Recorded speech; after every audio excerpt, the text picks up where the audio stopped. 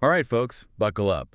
Welcome to the Drunken Zombies podcast, where every day we bring you a fresh, terrifying zombie story. And I'm Julia, your guide to all the gory details that make these stories so addictive. So if you like your thrills served with a side of brains and mayhem, well, you're in the right place.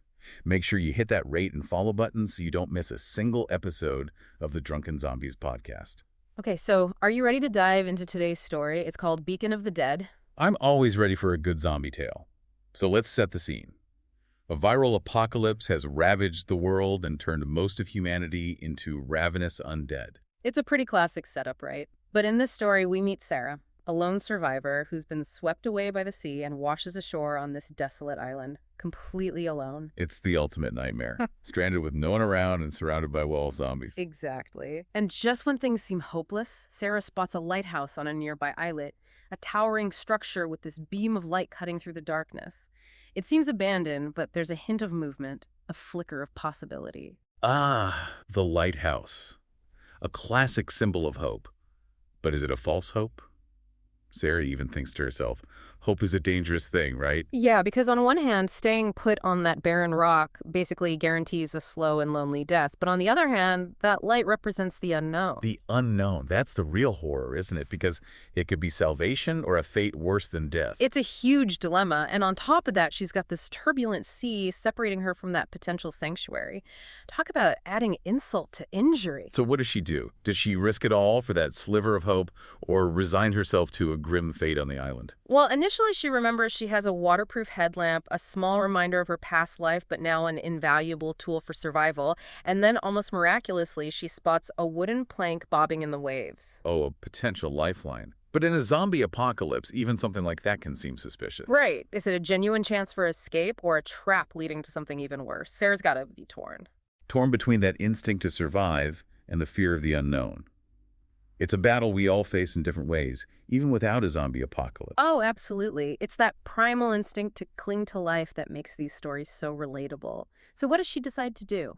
Well, Sarah's a fighter, and that tiny ember of hope inside her refuses to die. So she takes that plank and plunges into the icy water. It's a brutal swim against the waves and the current. But somehow, she reaches the rocky shore of the islet. It's a testament to her will to survive. But reaching the shore is only half the battle, right? The lighthouse still looms over her, silent and imposing. And when she finally reaches that massive, heavy door at the entrance, the only sound is this unnerving quiet. Nothing but the hum of the light. It's like the calm before the storm. And speaking of storms, the silence inside is almost scarier than the raging sea outside. It's a classic horror technique, right? That sense of anticipation, waiting for something to break the quiet. So what happens? Does the silence hold or? Well, Sarah tries the door, but it's locked solid. Locked. After that grueling swim, can you imagine the frustration? I bet she was ready to turn around and swim right back to the island, but the thought of shelter, any shelter, is too strong to resist. So how does she get in? Break down the door. This is where things get interesting. She pulls out a set of lock picks. Lock picks? Where did she learn to do that? Turns out her past life had its share of secrets. Maybe she was a locksmith or had a more, shall we say, colorful background. But those skills that might have seemed useless before are now crucial for survival. Talk about being prepared. So does she get the door open? With a rusty groan, the lock clicks open. She steps inside and shines her headlamp around the dusty interior. What'd she find? Well, it's not exactly a five-star hotel, but it's a haven. Shelves stocked with preserved food, a worn cot, a battered armchair. Enough to survive. But still, that eerie stillness hangs in the air, right? Oh, definitely. Sarah even whispers, "Looks like the captain deserted long ago and only the ghosts are left haunting this wreck." Famous last words. Because then what happened? Well, that's when she hears this scratching, scraping, shuffling sound coming from upstairs, echoing through the tower. Oh, that doesn't sound like friendly ghosts. Yeah, that's the moment the lighthouse goes from potential safe haven to a terrifying trap. So what does she do? Sarah's not one to back down. Knife in hand, headlamp tilted up, she starts climbing the stairs. Floor by floor. Those sounds getting closer. I can feel the tension building already. What happens next? As she climbs, the sounds get clearer and clearer, and then she sees them. Glowing yellow eyes in the darkness. A gaunt, twisted face. undeniably not human. Zombies. Yep. Classic zombie imagery. Those glowing eyes. It's chilling. It's pure primal fear, right? Yeah. The confirmation that she's not alone and what's waiting for her is not human. So the lighthouse is a no-go. What does she do now? Well, she's not out of the woods yet. But she's not alone for long. She encounters Ben. He's a teenager, seems pretty unassuming at first. A teenager? What good's a teenager in a zombie apocalypse? Don't underestimate the youth. Turns out Ben is a bit of a tech whiz.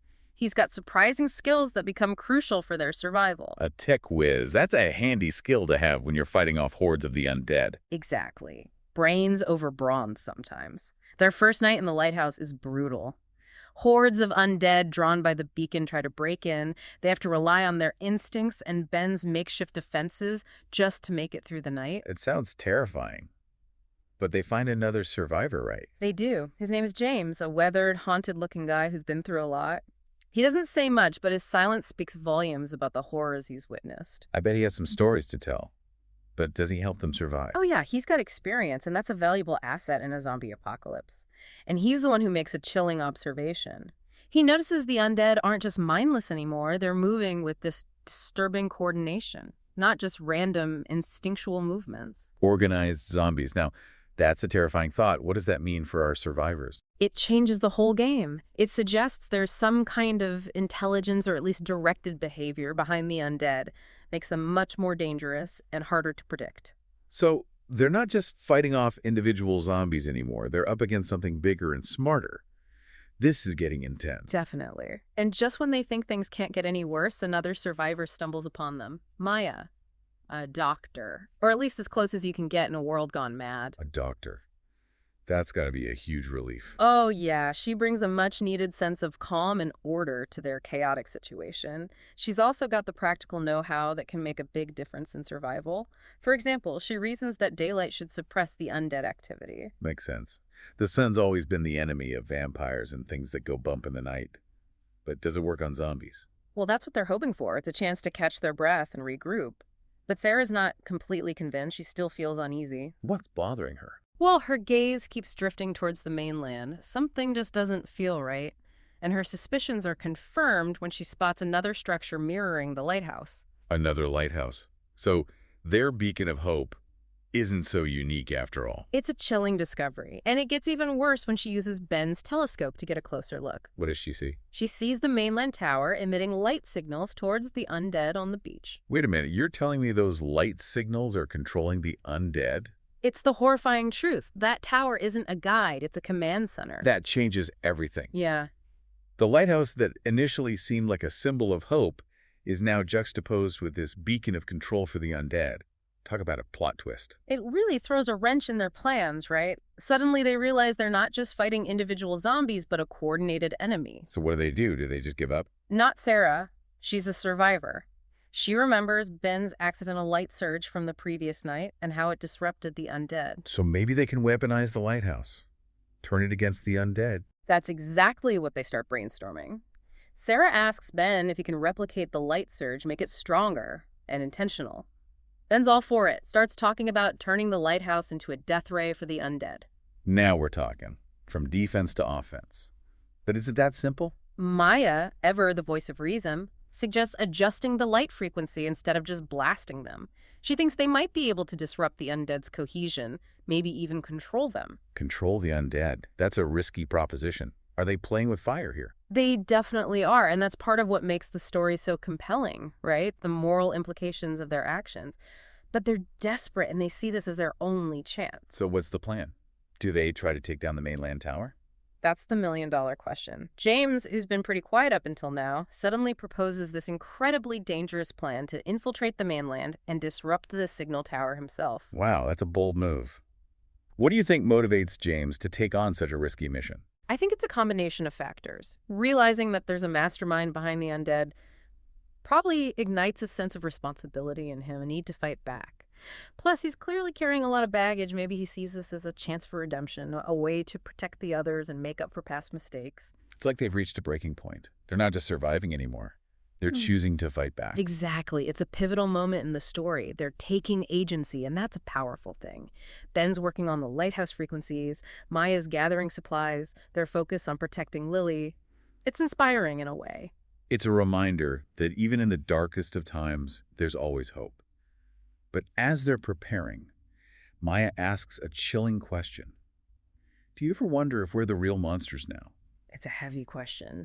And it speaks to the moral complexities of survival, right? How far are they willing to go? What lines are they willing to cross? It's something we have to ask ourselves, too. It's a question that lingers long after the story is over. So what happens next?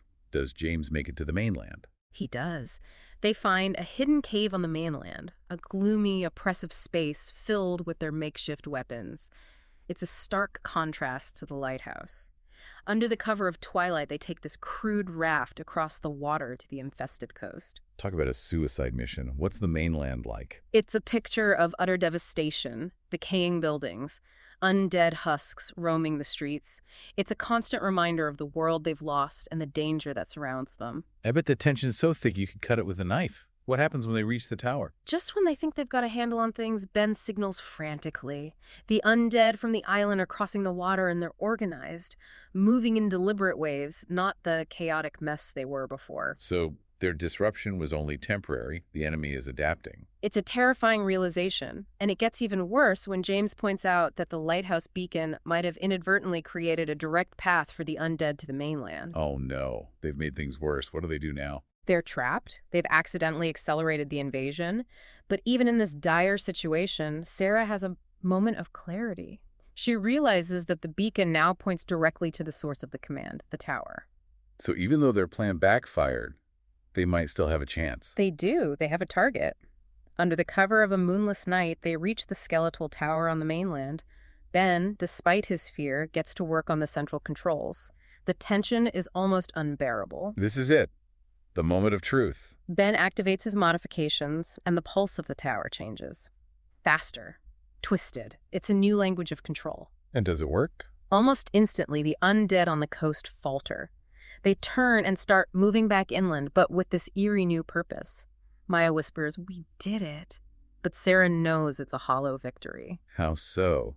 They've turned the tide, haven't they? They have, but at what cost? They've unleashed something new, something they don't fully understand, the power to control the undead. That's a dangerous power. And Ben seems a little too fascinated by it, doesn't he?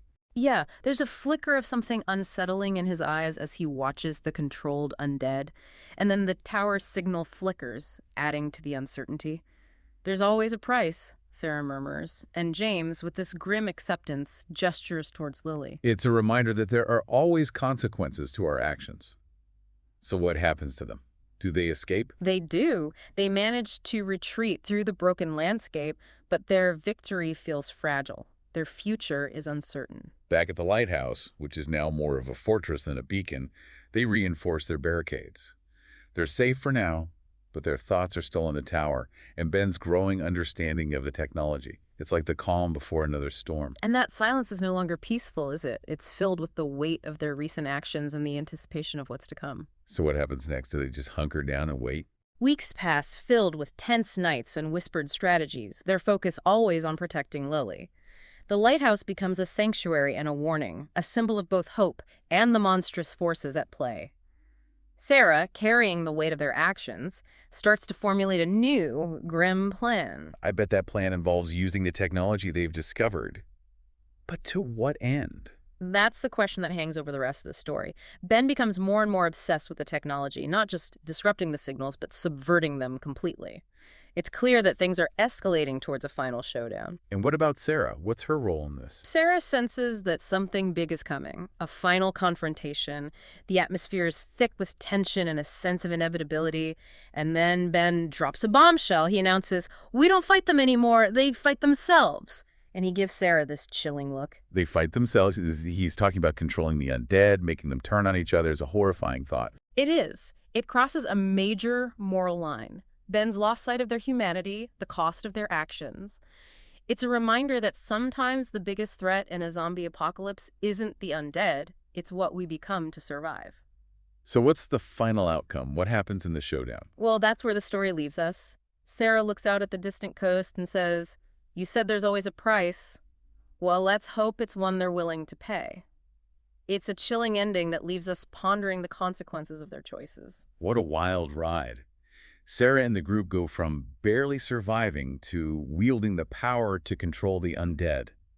It's a story that makes you think, doesn't it? It absolutely does. It raises all these uncomfortable questions about survival, morality, and the choices we make when faced with the unthinkable. It's a good reminder that even in a zombie apocalypse, the real monsters might be closer than we think. It's a chilling thought, but that's what makes these stories so gripping. They force us to confront our own fears and contemplate the lengths we would go to survive. So to all you listeners out there, what would you do in Sarah's position? Would you embrace such a morally ambiguous path to survive? It's a question worth pondering. And it speaks to the deeper themes of the story, the nature of hope, the desperation of survival, and the unforeseen consequences of even our best intentions. Thanks for joining us for another thrilling story here on the Drunken Zombies podcast.